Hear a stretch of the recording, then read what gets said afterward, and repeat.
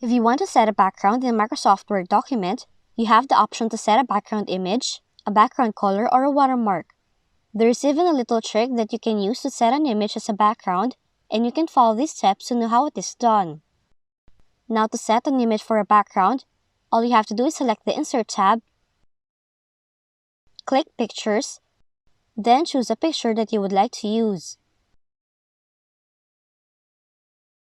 After uploading the image, change the layout options of the picture to behind the text,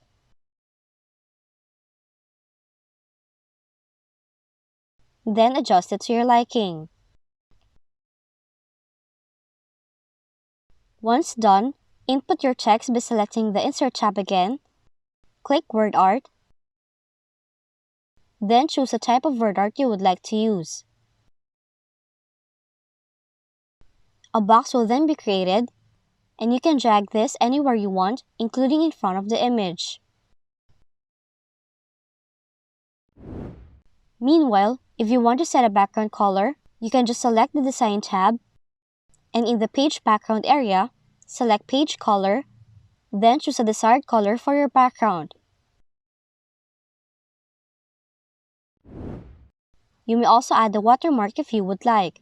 To do so, simply select the Design tab, then in the Page Background area, select Watermark, and then choose the watermark you wish to use.